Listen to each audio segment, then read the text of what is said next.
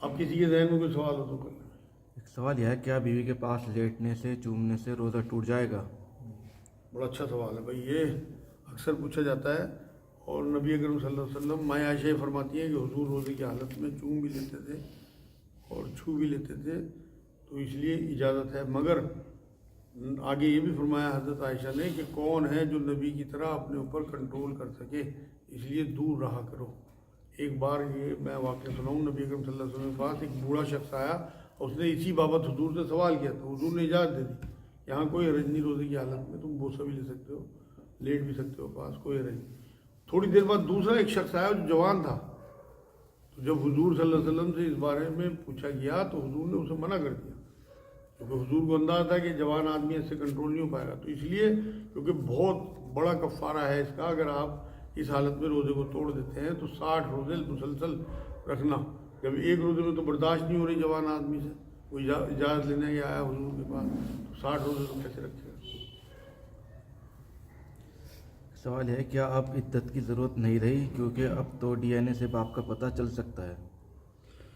اچھا ہاں بھائی، آج کل سائنس سے یہ پتہ لگ جاتا ہے کہ باپ کون ہے، تو کیونکہ عدت کی جو علت بیان کی گئی وہ یہ ہے کہ جس سے یہ 3 حیض تک رکنے کا حکم دیا گیا، جس سے واضح ہو جائے کہ کس کا بچہ ہے۔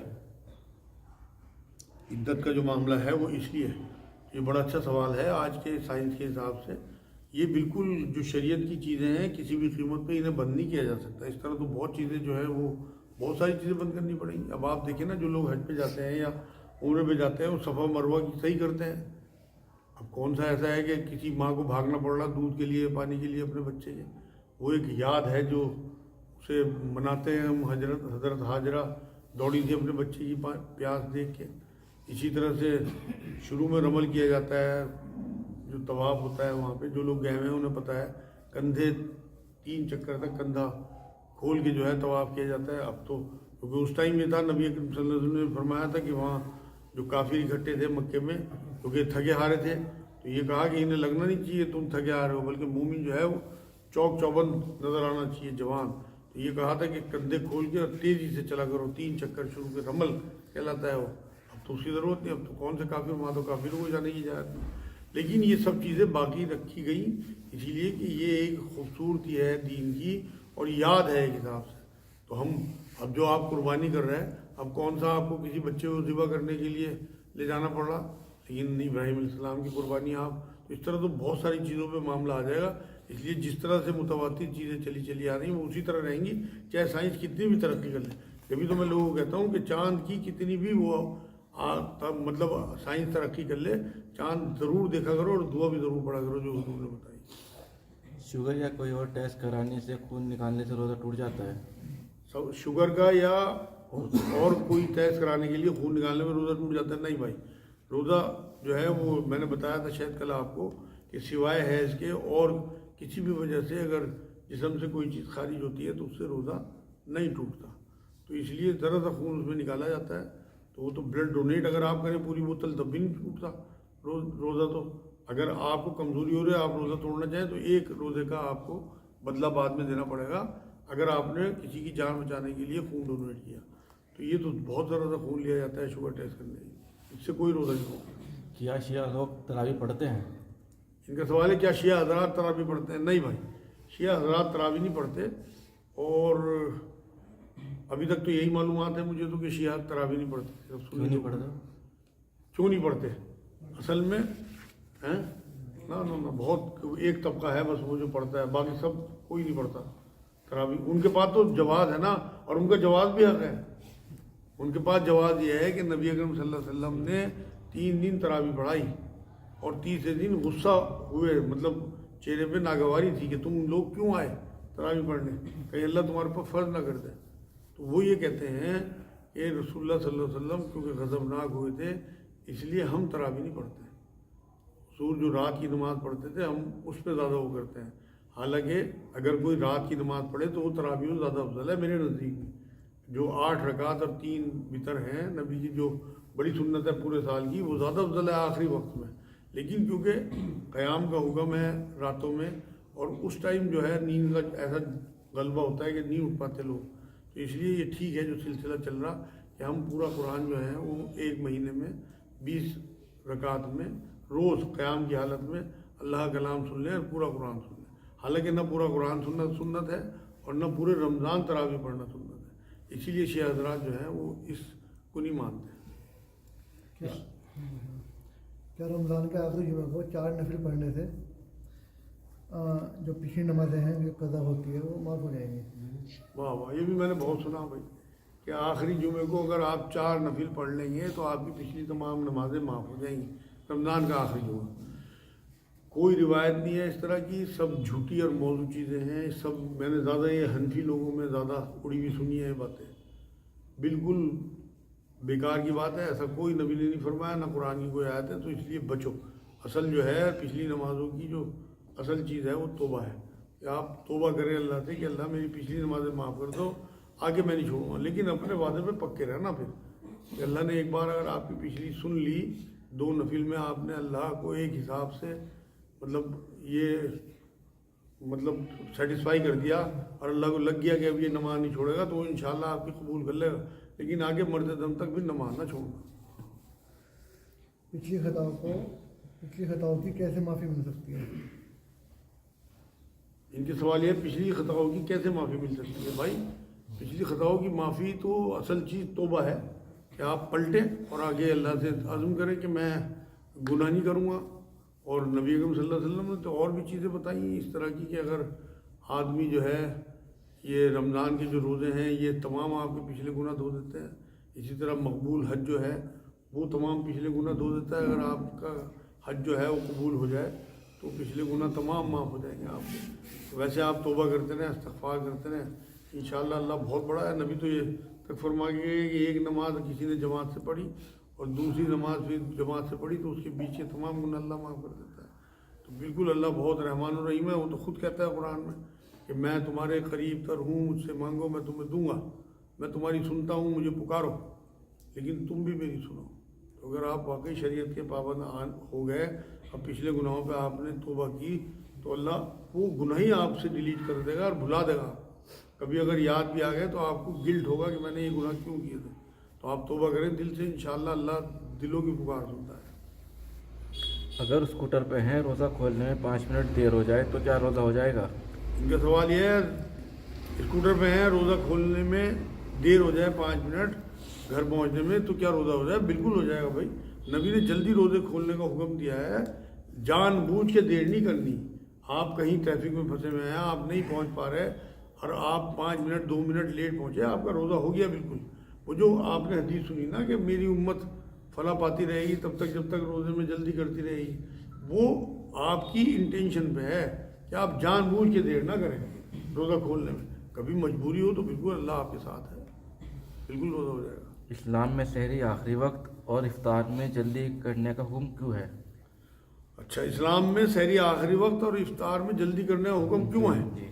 بھائی آپ کی آسانی چاہتا ہے اللہ چاہتا ہے کہ آپ کے 1-2 منٹ بھی جو ہے وہ فالتو نہ لگیں. بالکل روزے کی حالت میں آپ نے 14-15 گھنٹے گزارے، آپ نے 2-4-5 منٹ بھی لیٹ کیا روزہ، یا آپ نے پہلے سحری بند کر دی یا پہلے کھا لی سوتے ہوئے کھا لی رات کو، تو اللہ کو یہ نہیں منظور. اللہ تو کہتا ہے کہ سحری آخری وقت میں کھاؤ اور روزہ جلدی کھولو. جلدی کھولنے سے مراد یہ ٹائم ہوتے ہی کھول لو. اس میں آپ کی محبت اور آپ کا لاڈ ہے. اللہ چاہتا ہے کہ ان پہ زیادہ مشقت نہ ہو. لیکن ہمارے معاشرے کو دیکھتے ہیں کہ روزے میں دیر کرتے ہیں اور افطار اور سحری جلدی کر دیتے ہیں، بلکہ اذان میں بھی دیکھ رہا ہے ٹائم ہونے سے 2 منٹ پہلے اذان ہو رہی ہے. یہی تو پوچھا انہوں نے کہ افطار میں دیر مطلب اس میں الٹا ہو رہا ہے نا. اب افطار تو دیر سے کرتے ہیں اور جو سحر کا جو وقت ہوتا ہے وہ اور جلدی کرتے ہیں. اصل میں یہ سب جو ہیں دین کے دشمن ہیں، اپنی چلا رہے ہیں. رسول پاک کی چلنی چاہیے اصل تو. باقاعدہ جنتروں پہ لکھا بھی ہے 5 منٹ لیٹ کھول لیں. بتائیے. اور یہ حضور یہ فرما رہا ہے کہ میری امت جو ہے فلاں پاتی رہے گی تب تک جب تک افطار میں جلدی کرتی رہے گی. اس میں جو اہل حدیث حضرات ہیں وہ زیادہ اسٹیم پہ پہنچ گئے، وہ 5 منٹ پہلے کھلوا دیں، وہ روزہ ہی خراب کرا دیں. اور جو حنفی حضرات ہیں وہ 5 منٹ بعد کھول لیں، وہ حضور کی اس تعلیمات کے خلاف جا رہے ہیں. اس لیے بیچ کا راستہ یہ ہے کہ آپ اپنے آگے جنتری رکھو. نہ آپ اذان کے چکر میں پڑھو، نہ آپ سائرن کے چکر میں پڑھو، اپنی جنتری دیکھو. اور جنتریے جو ہیں یہ بالکل سب جگہ بٹی ہوئی ہیں، موبائلوں پہ چلتی ہیں. میں آپ کو بھیج دوں گا سب کو. آپ اس کے حساب سے روزے کھول لو. آپ نہ اہل حدیث کے چکر میں پڑھو نہ حنفیوں کے, آپ تو رسول اللہ کے چکر میں پڑھو. جو بھی ہے مطلب الارم لگا کے رکھو اپنی جنتری کے حساب سے اور اس سے روزہ کھولو, کسی کے چکر میں پڑھو ہی مت یار آپ. ایک بہن کا سوال ہے, پیریڈ کے بعد بھی دھبا آتا ہے تو کیا روزہ نماز قرآن چھوڑ دے؟ ان کا سوال یہ ہے پیریڈ کے بعد دھبا آتا ہے تو کیا روزہ نماز اور قرآن چھوڑ دیں؟ نہیں جی نہیں, یہ تو پیریڈ آپ کے پورے ہو گئے, آپ پاک ہو گئی, آپ کپڑا لگا کے نماز بھی پڑھیں, قرآن بھی پڑھیں, روزہ بھی رکھیں, کیونکہ یہ حیض نہیں ہے بلکہ یہ بیماری ہے اور بیماری کے روزوں کی پکڑ ہوگی اگر آپ نے نہ رکھے. تو یہ اگر آپ نہیں رکھتی تو آپ کو بعد میں رکھنے پڑیں گے, جو بہت مشکل کام ہوتا ہے. تو اس لیے بالکل آپ کو روزے رکھنے ہیں, ان کی کوئی چھوٹ نہیں ہے, صرف حیض کے روزوں کی چھوٹ ہے, وہ بھی وقتی, کہ آپ کو رمضان میں چھوٹ دیتی ہے اللہ نے, باقی آپ شوال میں یا رمضان آنے سے پہلے پہلے ان روزوں کو پورا کر لیں. سوال ہے کہ قضا نماز کا وقت کب تک ہے؟ کیا پچھلے روزہ کی قضاء عمری کرنی بھی ضروری ہے؟ قضا نماز کا وقت کب تک ہے اور پچھلے جو روزے چھوٹ چکے ہیں کیا ان کی بھی قضا؟ ان کا سوال یہ قضا نماز کا وقت کب تک ہے. بھائی اسلام میں قضا کا کوئی تصور نہیں ہے. 2 وجہوں سے نبی اکرم صلی اللہ علیہ وسلم کی نماز نکلی ہے. ایک سوتے رہ گئے ایک بار تو تمام صحابہ کے ساتھ سفر میں تھے فجر کی نماز, اور ایک میں کافروں کا پیچھا کرتے کرتے جنگل میں اتنا آگے نکل گیا کہ بھول گئے نماز پڑھنا عصر کی اور مغرب کی.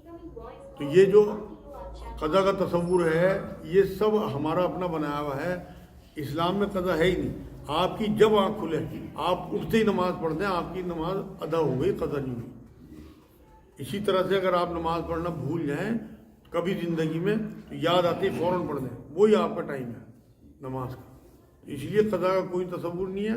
آپ کا اگلا سوال کیا تھا؟ روزے کیا روزہ پچھلے روزوں کی بھی قضا عمری کرنی ہے؟ کیا پچھلے روزوں کی بھی قضا عمری کرنی ہے؟ بالکل نہیں کرنی ہے, اس کے لیے بھی وہی ہے. اس طرح تو آپ تھک جاؤ گے زندگی میں, آپ بھاگ جاؤ گے دین سے. توبہ 2 نفل توبہ کے پڑھ کے اللہ سے توبہ کر کے کہ بھائی اللہ میاں پچھلے میرے روزے معاف کر دو, آگے میں مرتے دم تک نہیں چھوڑوں گا. نہیں چھوٹتے آپ یقین کرو, میں نے 93 سے پہلے روزہ ہی نہیں رکھا تھا, اس کے بعد رکھے, آج تک تو چھوٹے نہیں الحمدللہ. اس لیے آپ کے روزے بھی نہیں چھوٹیں گے. کبھی چھوٹ جائے آپ اس کا کفارہ ادا کر دو, بعد میں دے دو یا فدیہ دے دو اگر کوئی مجبوری ہو. تو اس لیے آپ توبہ کریں بے فکر ہو کے اپنے اللہ پہ پورا بھروسہ کر کے, کسی مولوی یا کسی پیر کے چکر میں نہ پڑیں. بالکل آپ وہ کریں جو قرآن نے آپ کو دیا کہ اللہ سننے والا ہے اور معاف کرنے والا ہے. اگر صبح پاک ہو کر نہائیں اور کچھ نہ کھائیں تو روزہ ہوگا یا نہیں؟ ان کا سوال یہ صبح پاک ہو گئے کچھ نہ کھایا ہو تو روزہ ہوگا نہیں. بھائی روزے کی تو نیت ضروری ہے. اگر آپ پاک ہوتے ہیں سحری کھانے کے بعد بھی تو چلے گا, لیکن نماز سے پہلے پہلے. اگر آپ نے نماز ہی نکال دی اور آپ بعد میں پاک ہوئے, ٹائم نکال دیا آپ نے, تو پھر آپ کا روزہ نہیں ہوا. پھر آپ کا اگلے دن روزہ رکھنا ہے آپ نے, چاہے وہ مباشرت کا غسل ہو, چاہے وہ احتلام کا غسل ہو, اور چاہے وہ حیض کی پاکی کا معاملہ ہو. اس میں آپ کو وہ جو وقت ہے روزے کا اس میں سحری کھا کے فوراً نہانا ہے نماز سے پہلے پہلے, ورنہ آپ کا روزہ نہیں ہوگا اگر آپ صبح کو اٹھ کے نہا رہے یا نہ رہی. کہ سحری میں 2 بجے سے اعلان شروع کر دیتے ہیں کہ جی اڑ جائیے نماز سحری کا. ان کا سوال یہ ہے 2 بجے سے اعلان شروع کر دیتے ہیں, اس کی کوئی شرعی حیثیت نہیں ہے. یہ سب بیکار کی بات ہے. صرف 2 اذانیں ہوتی تھیں نبی اکرم صلی اللہ علیہ وسلم کے زمانے میں.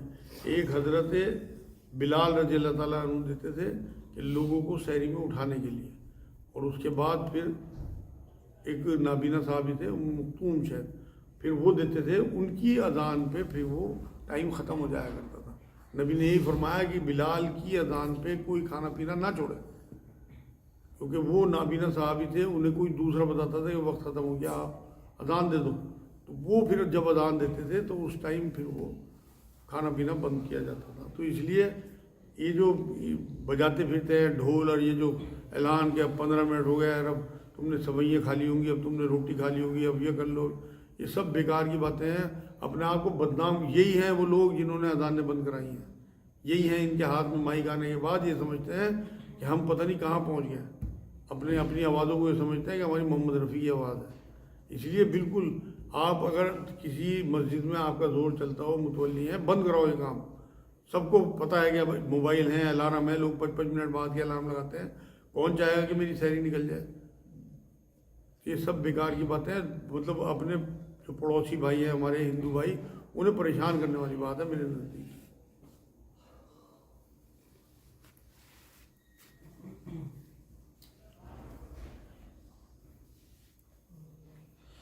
بس یہ آج کے لیے پھر اتنا ہی انشاءاللہ وما علینا الا البلاغ اللہم صلی علی سیدنا محمد وعلی آل سیدنا محمد وبارک وسلم. اللہ تمہارے گناہوں کو معاف فرما. یا اللہ بیٹھنا قبول فرما. یا اللہ یہاں جو پڑھا سنا اس پہ عملی توفیق عطا فرما. یا اللہ قرآن کی صحیح سمجھ عطا فرما.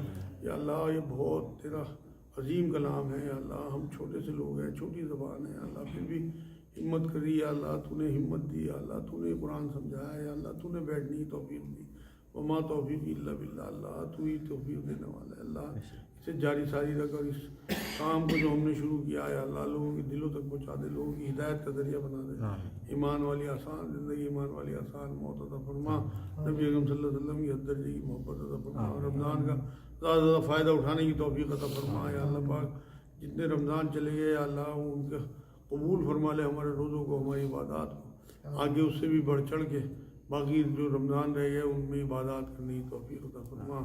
یا اللہ ہمیں لوگوں کے کام آنے کی توفیق عطا فرما. جو غریب لوگ ہیں ان کے ساتھ ہمارا حسن سلوک بڑھا دے. یا اللہ ہمیں سخی کر دے. یا اللہ ہم نے سنا حضور تو آندھی بن جاتے تھے سخاوت کی رمضان میں. یا اللہ ہمیں بھی آندھی بنا دے سخاوت کی.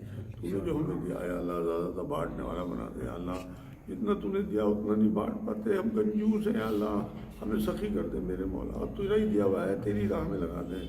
جو غریب محروم لوگ ہیں, جو سکھی روٹیوں سے روزہ کھلا ہے, اللہ پاک تو نے ہمیں ساری نعمتیں دی ہیں. اللہ فلسطین کے لوگ ہیں, کشمیر کے لوگ ہیں, اللہ ان کی مدد فرما. یا اللہ ان کے دسترخوانوں کو وسیع فرما. یا اللہ ہمیں بھی ہمت دے کہ ہم غریب لوگوں کی زیادہ زیادہ دسترخوان وسیع کر دیں. یا اللہ پاک جو تو نے ہمیں نعمتیں دی اس میں ان کا بھی حصہ ڈال دیں. سبحان ربک رب العزت عما یصفون وسلام علی المرسلین والحمد للہ. اللہ